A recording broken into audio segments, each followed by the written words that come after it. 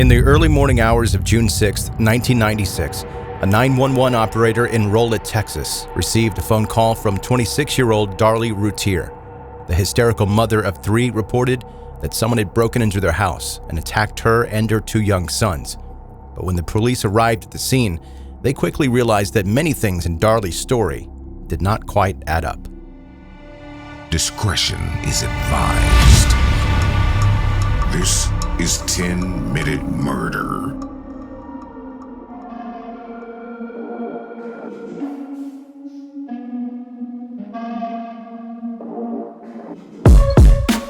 Welcome to 10-Minute Murder, brief and bingeable true crime.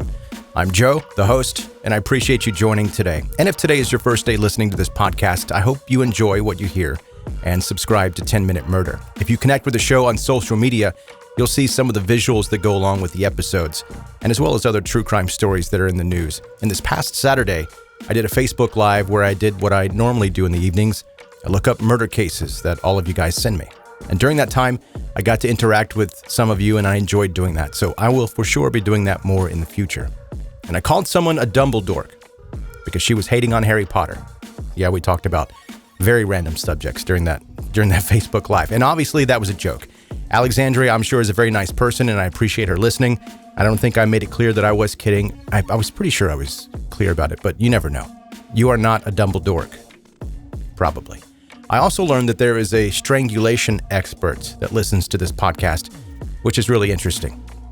And I have so many questions about that. Links for connecting with 10-Minute Murder on social media are in the show notes of this episode. Okay, now to today's story.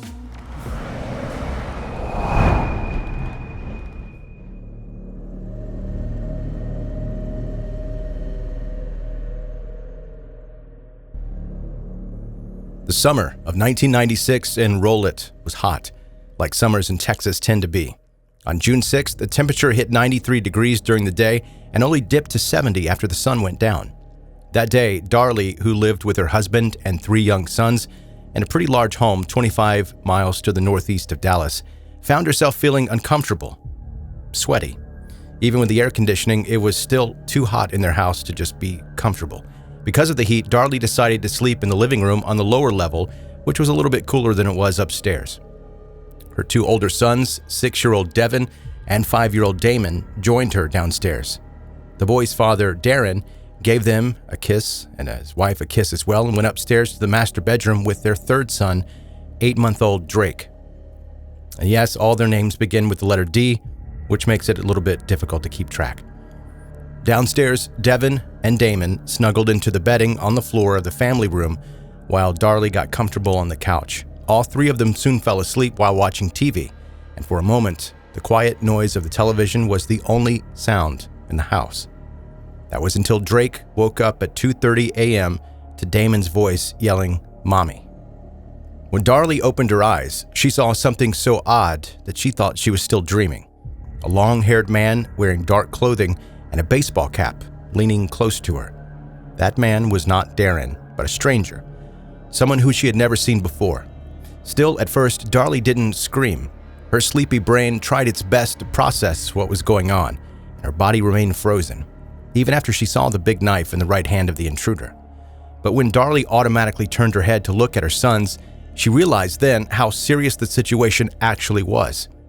Devin was on the floor in a pool of blood, too quiet and too still. Damon, who had been the one to awaken his mother with his very last strength, now slid back onto the floor with his clothes full of bloodstains. Both had been stabbed multiple times. The stranger began to back away as soon as he noticed that the mother of the two boys had woken up, and while she had been paralyzed in fear before, Darlie now snapped out of her sleepy haze and went after the attacker. The two struggled, with the man slashing the knife at Darlie again and again, and yet somehow she was able to force the intruder to run away and disappear into the night through a garage window. Darlie returned to the family room where her sons lay motionless and screamed as loud as she could to wake up her husband. She then called 911. Here's a portion of that call. 911, what is your emergency? Ma'am? What? Who did? Hang on.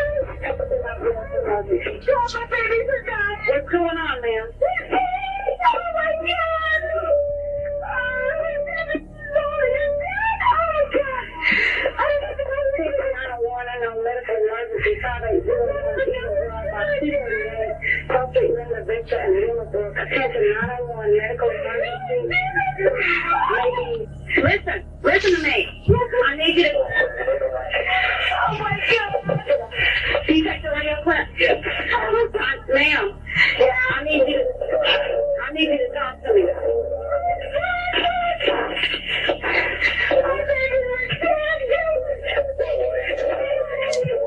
Ma'am, I can't understand you. You're going to have to slow down, calm down, and talk to me.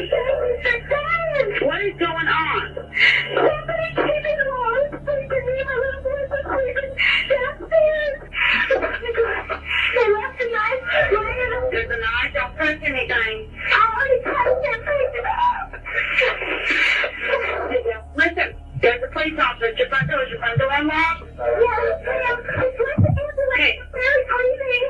They're getting here. They're getting bad. My God. Oh my God. They did it.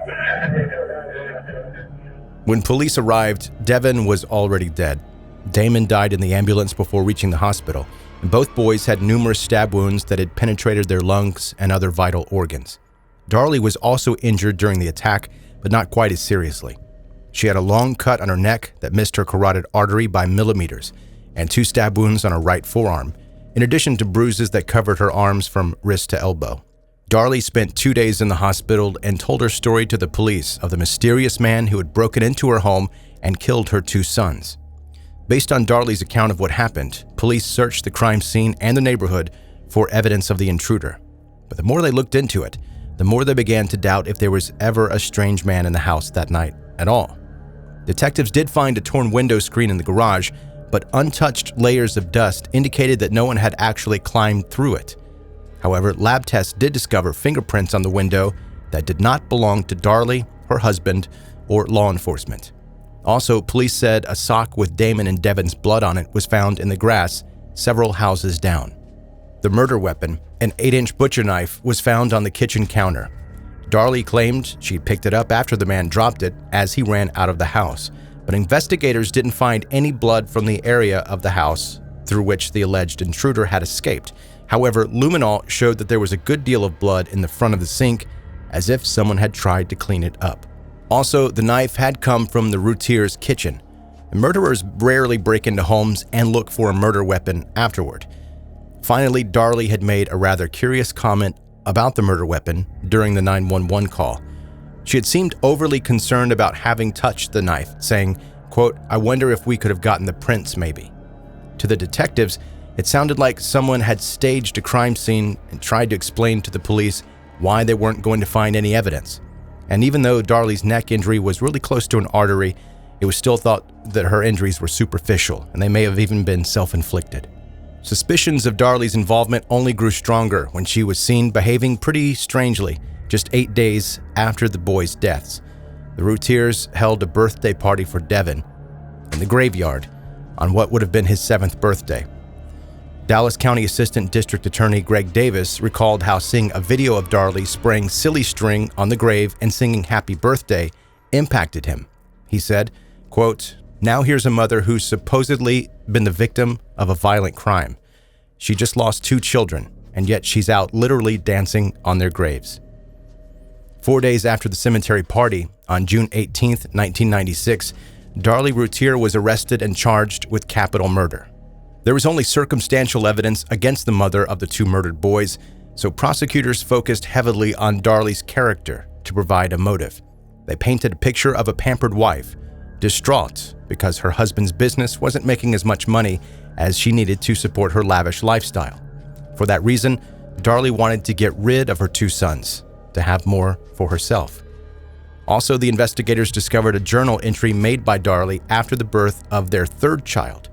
She was suffering from postpartum depression and wrote, quote, "Forgive me for what I'm about to do." Prosecutors stated that they believe Darlie cut the window screen before stabbing her sons. Then she ran outside to plant the bloody sock, ran back home, slit her own throat, finished staging the crime scene, and then called 911. The infamous silly string video recorded by a local news crew played a huge part in Darlie's trial. You cannot really show footage of a woman happily dancing and singing on her son's grave without getting a strong reaction from the jury. They were disturbed. I'll put that video on the 10-Minute Murder Facebook page if you want to check that out.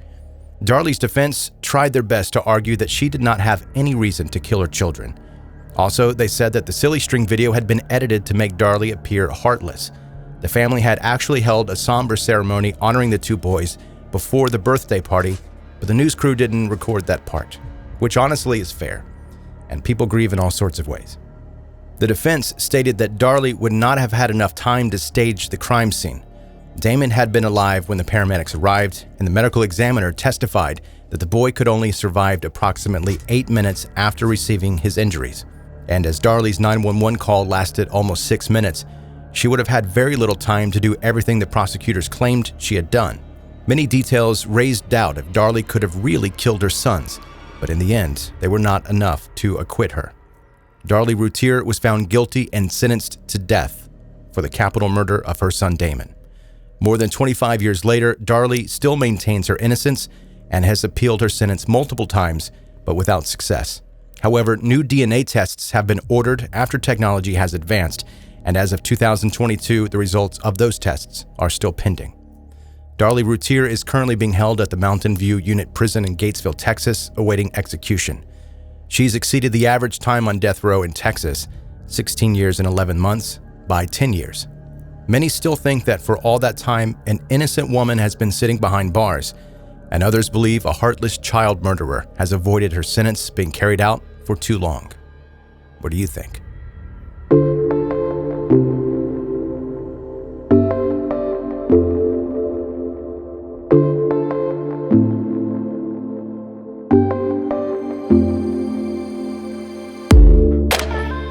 That's 10-Minute Murder for today. Brief and bingeable true crime. Thanks for listening today. And as I mentioned a moment ago, I'll put the video that I referenced on the 10-Minute Murder Facebook page, as well as other photos involving the story. Before you go back to your normal life of not listening to a guy talk about murders, be sure you're subscribed wherever you're listening right now and connect on social media. If you have friends that are into brief true crime stories, maybe like this one, let them know about 10-Minute Murder. Thanks for listening. Be safe and have a good night.